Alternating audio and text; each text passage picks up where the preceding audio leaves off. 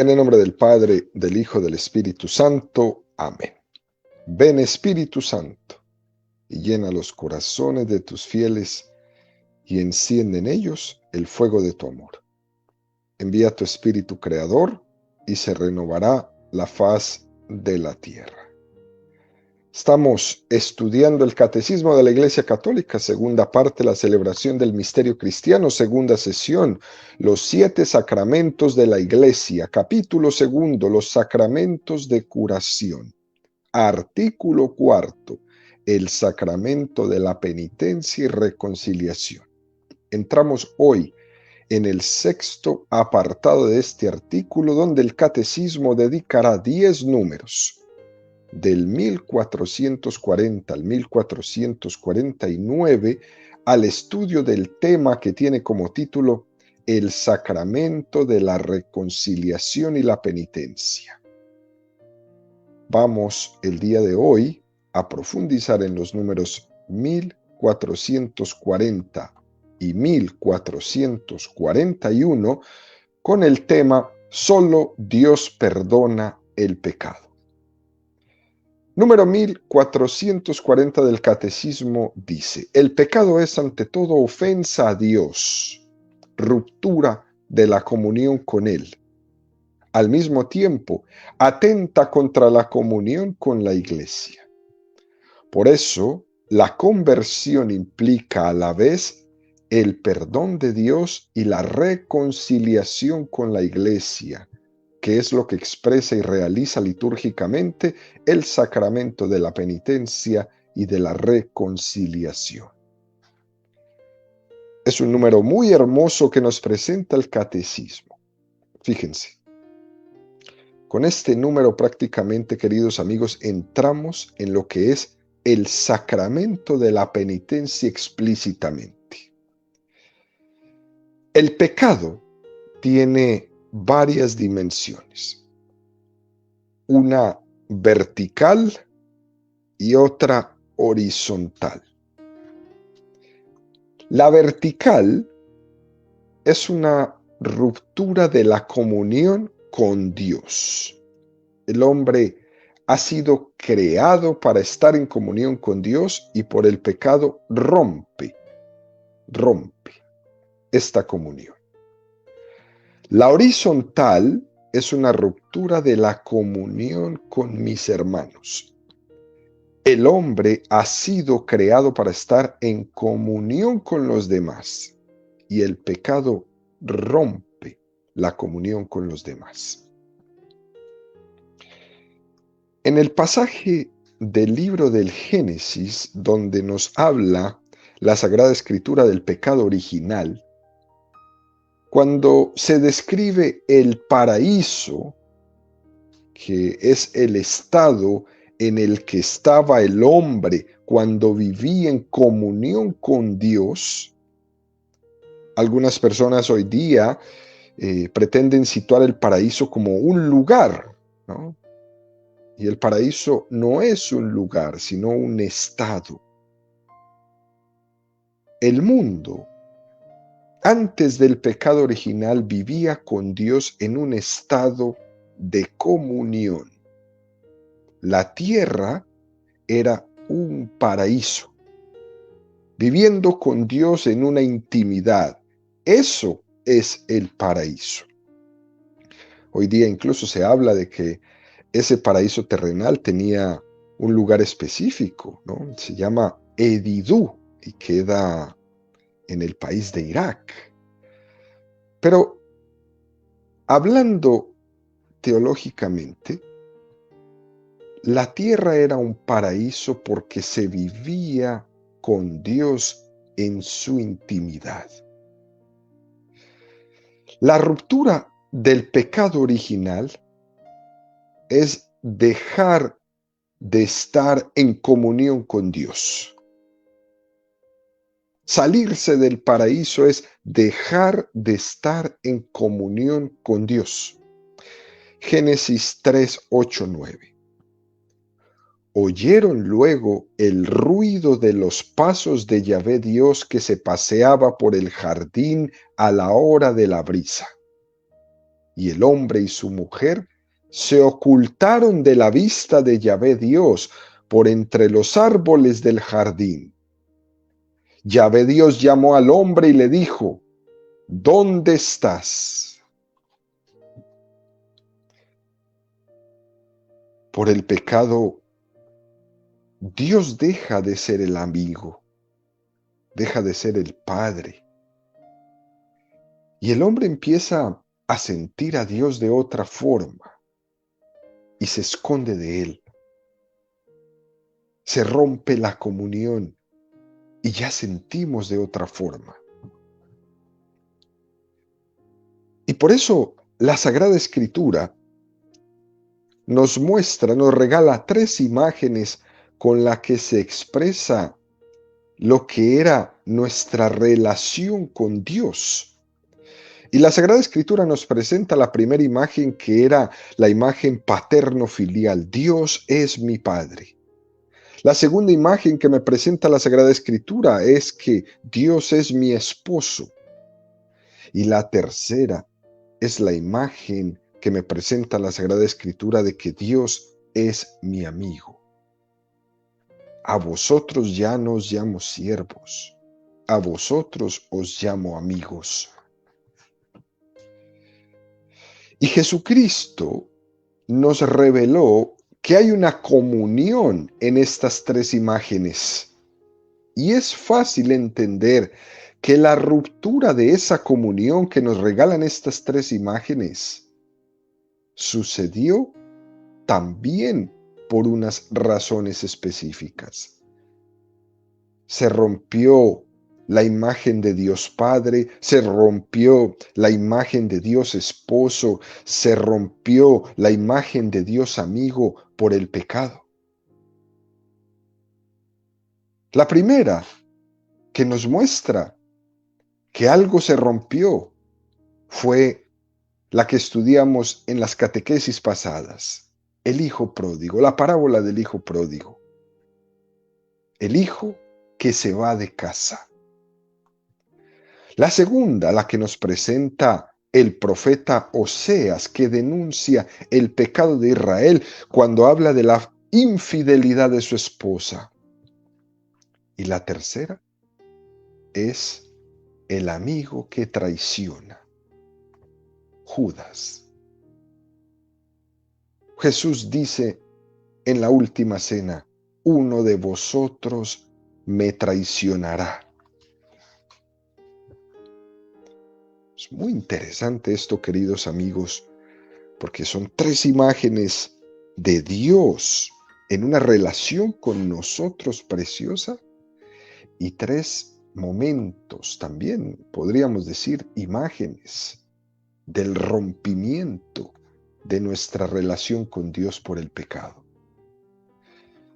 Por eso dice este número 1440 del Catecismo: el pecado es ante todo ofensa a Dios, ruptura de la comunión con Él.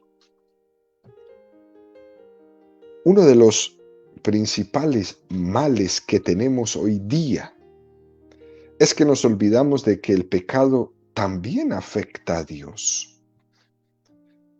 Nosotros podemos tener una imagen de Dios tan distante, tan lejana, y nos parece a nosotros de que mi pecado, ¿qué puede afectarle a Dios? A ese Dios que es infinito, todopoderoso, enorme, creador del cielo, de la tierra. ¿Qué puede eso a Él afectarle mi pecado? ¿Qué le va a importar? Esa imagen de Dios, queridos amigos, tan impersonal, tan etérea, tan lejana, tan distante del Evangelio, no nos deja entender por qué mi pecado le afecta a Dios. Y entonces preferimos quedarnos afuera, pensando en que sí, Dios es muy grande, pero no tiene nada que ver conmigo, ni con lo bueno de mi vida, ni con lo malo tampoco. Y nos quedamos afuera. detrás de todo eso hay un olvido muy grande en el hombre moderno de que Dios se ha comprometido con nosotros al amarnos y que Dios nos ha amado de una forma muy estrecha y que es imposible en ese amor que Dios me tiene que mi respuesta a Él no le afecte. Es verdad que Dios es grande, que Dios es inmutable, pero una cosa es que Dios es inmutable en su naturaleza divina, pero otra cosa es que la persona de Dios ha querido tener una relación libre de amor con nosotros. Y esto es lo grande, lo impresionante. Las tres personas de la Santísima Trinidad se han comprometido con nosotros en una relación de paternidad, de esponsalidad y de amistad libremente. No es un Dios lejano, es más íntimo que yo mismo. Cuando alguien dice amar libremente, no significa que no me afecte la respuesta de esa persona. Es verdad que lo que el hombre haga efectivamente no le va a afectar a Dios, pero afectivamente sí. Un pecado nuestro a la naturaleza de Dios efectivamente no le quita nada. Dios seguirá siendo Dios, pero afectivamente sí le importa, porque Él ha querido amarme libremente y espera de mí una respuesta de amor. Y cuando yo le doy todo lo contrario, claro que le afecta, afectivamente. ¿Por qué esto, queridos amigos? Porque es que nos han querido vender una imagen de que Dios es una energía y eso es una estupidez. Dios no es una energía. Como si Dios fuera algo impersonal. No es así. Dios tiene un rostro y tú y yo lo hemos conocido y tiene un nombre. Se llama Jesucristo. Y ha querido ponerse a una distancia muy cercana de nosotros y lo ha hecho libremente. Ha querido sentirse afectado por nuestro pecado, por nuestra indiferencia, por nuestra lejanía. Y esto es tan real, queridos amigos, que hay personas que no quieren amar, que no quieren comprometerse en una relación de amor porque saben que esas relaciones de amor siempre conllevan sufrimientos y hay personas que han decidido no amar y en cambio Dios ha decidido amar, aunque eso le conlleve sufrir. Por eso vemos personas tan tristes en este mundo, porque están huyendo del amor por no sufrir. Y Dios no ha huido del amor. Dios nos ha amado sabiendo que al amarnos le íbamos a complicar la vida. Y lo hace libremente. El hombre ha sido creado para vivir en comunión con Dios. Ese era el estado del paraíso. Y eso será también el cielo. Un estado de intimidad mucho más superior al del paraíso, el cielo. Más aún, nosotros tenemos una relación de comunión mucho más intensa, porque cuando el Padre nos mira a nosotros, ve en nosotros a su Hijo Jesucristo, y cuando el Padre mira a su Hijo Jesucristo, Él nos ve a nosotros. Y esto es hermoso, pero también es muy comprometedor en nuestra respuesta.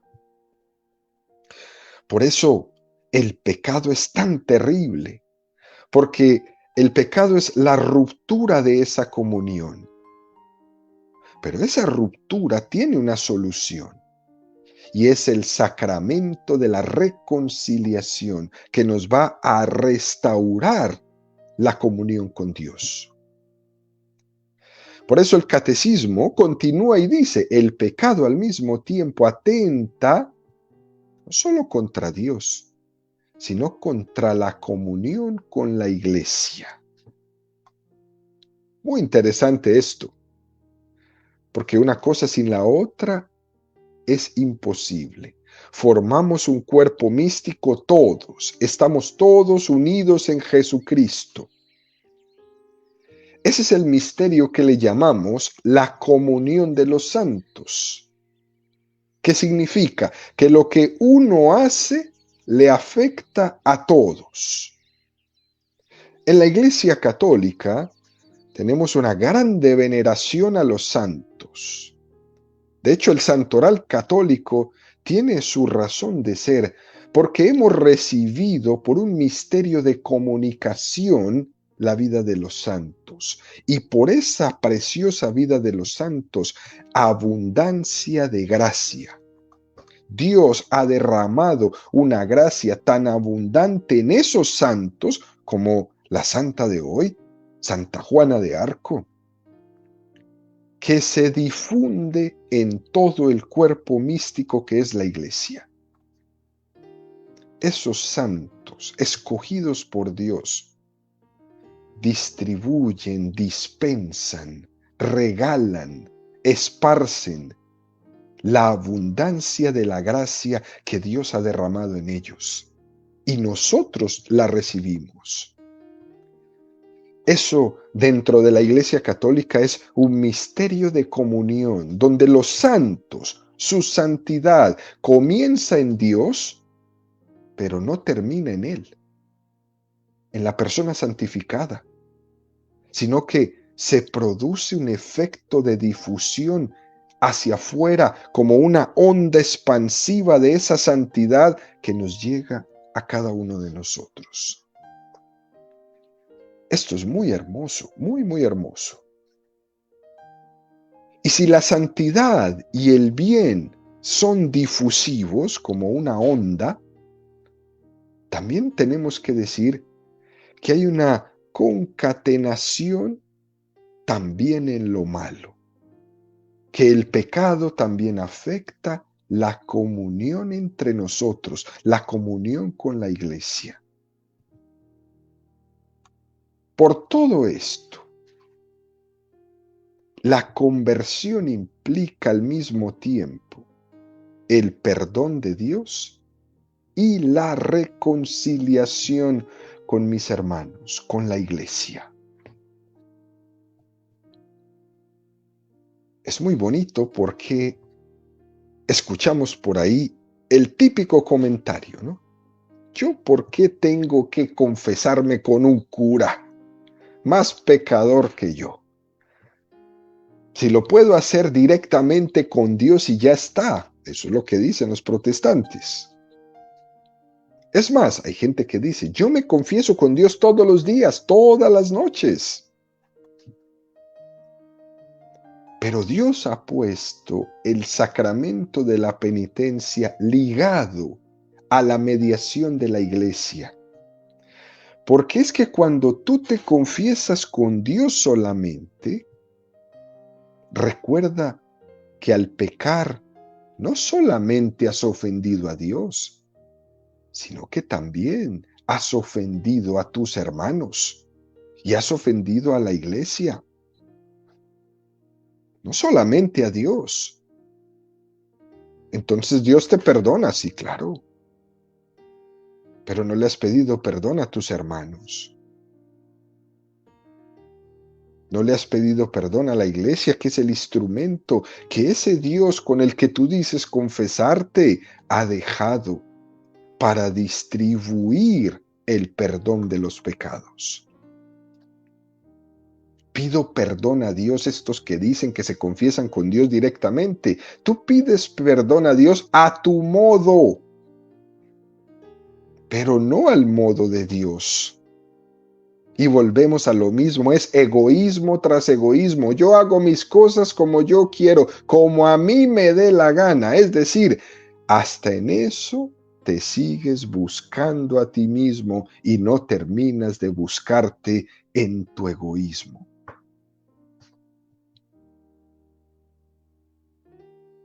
Pido perdón a Dios, pero en el ministro suyo. Pido perdón a la iglesia enfrente del representante de la iglesia, que es el sacerdote, y por eso el sacramento de la penitencia. Por tanto, queridos amigos, no podemos olvidarnos en ningún momento de las dos cosas. Mi pecado afecta a Dios y afecta a los demás, y mi petición de perdón tiene que ser ante Dios y ante los demás. Es así de simple. Y este número del catecismo da un paso más hermoso todavía y nos regala un pequeño texto sacado de la Constitución dogmática Lumen Gentium que nos regaló el Concilio Vaticano II. En el número 11 de la Lumen Gentium dice: quienes se acercan al sacramento de la penitencia y obtienen de la misericordia de Dios el perdón de la ofensa hecha a Él y al mismo tiempo se reconcilian con la iglesia a la que hirieron pecando y que colabora a su conversión con la caridad, con el ejemplo y con las oraciones. Es un texto precioso de la Lumen Gentium y nos remite a Génesis 4:10. También Abel hizo una oblación de los primogénitos de su rebaño y de la grasa de los mismos. Yahvé miró propicio a Abel y su oblación, mas no miró propicio a Caín y su oblación, y por lo cual se irritó Caín en gran manera y se abatió su rostro. Yahvé dijo a Caín: ¿por qué andas irritado y por qué se ha abatido tu rostro? ¿No es cierto que si obras bien podrás alzarlo? Mas si no obras bien, a la puerta está el pecado acechando como fiera que te codicia y a quien tienes que dominar. Caín dijo a su hermano Abel: vamos afuera. Y cuando estaban en el campo, se lanzó Caín contra su hermano Abel y lo mató. Yahvé dijo a Caín: ¿dónde está tu hermano Abel? Contestó: no sé. ¿Soy yo acaso el guarda de mi hermano? Replicó Yahvé: ¿qué has hecho? Se oye la sangre de tu hermano clamar a mí desde el suelo. Es un pasaje contundente. Se oye la sangre de tu hermano clamar a mí desde el suelo. El hombre no puede pecar contra su hermano sin pecar al mismo tiempo contra Dios. Esto es muy importante, queridos amigos, que lo tengamos presente para que se nos quite ese velo de los ojos que nos han puesto los protestantes, de que uno se confiesa con Dios y que solamente Dios y que yo directo. No, no, no, no. Fíjate lo que dice la Sagrada Escritura. Se oye la sangre de tu hermano clamar a mí desde el suelo. Y esto no se puede olvidar. Da el catecismo un paso más. Número 1441 dice: Dios solo perdona el pecado. Solo Dios perdona los pecados porque Jesús es el Hijo de Dios. dice de sí mismo: el Hijo del Hombre tiene poder de perdonar los pecados en la tierra, y ejerce ese poder divino. Tus pecados están perdonados. Más aún, en virtud de su autoridad divina, Jesús confiere este poder a los hombres para que lo ejerzan en su nombre. Y nos presenta el catecismo, el texto para mi persona más precioso que tiene la Sagrada Escritura. Marcos 2, 1, 12. Entró de nuevo en Cafarnaúm.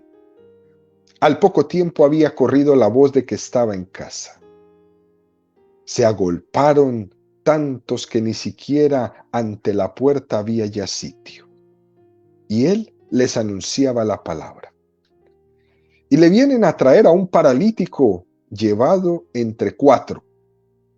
Al no poder presentárselo a causa de la multitud, abrieron el techo encima de donde él estaba y a través de la abertura que hicieron, descolgaron la camilla donde yacía el paralítico. Viendo Jesús la fe de ellos, dice al paralítico: Hijo, tus pecados te son perdonados.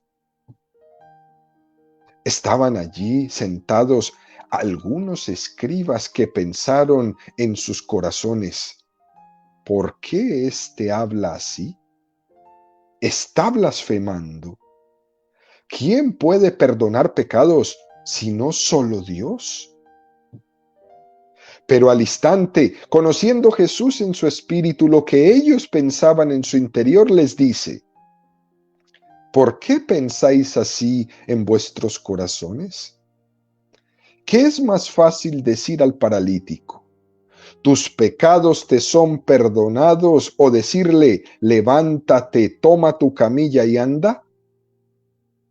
Pues para que sepáis que el Hijo del Hombre tiene en la tierra el poder de perdonar los pecados, dice al paralítico: a ti te digo, levántate, toma tu camilla y vete a tu casa.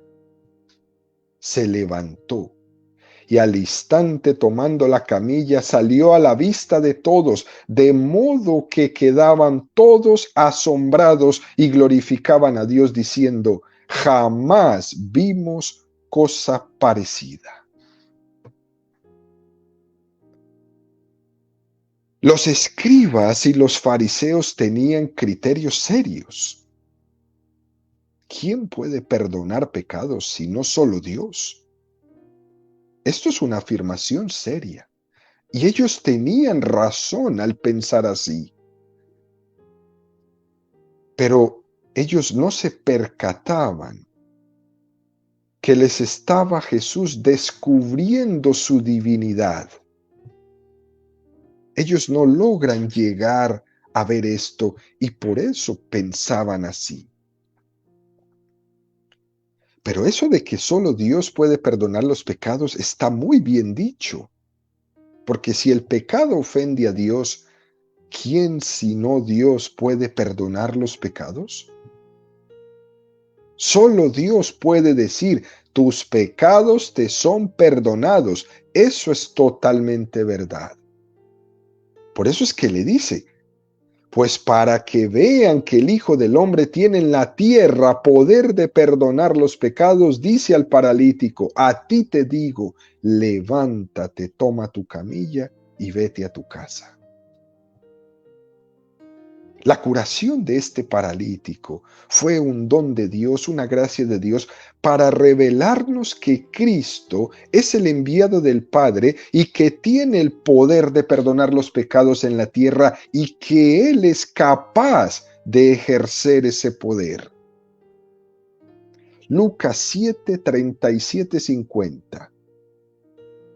Había en la ciudad una mujer pecadora pública, quien al saber que estaba comiendo en casa del fariseo, llevó un frasco de alabastro de perfume y poniéndose detrás a los pies de él, comenzó a llorar y con sus lágrimas le mojaba los pies y con los cabellos de su cabeza se los secaba. Besaba sus pies y los ungía con el perfume. Al verlo, el fariseo que le había invitado se decía para sí: si éste fuera profeta, sabría quién y qué clase de mujer es la que le está tocando, pues es una pecadora. Jesús le respondió: Simón, tengo algo que decirte. Él dijo: di, maestro. Un acreedor tenía dos deudores. Uno debía 500 denarios y el otro 50. Como no tenían para pagarle, perdonó a los dos. ¿Quién de ellos le amará más?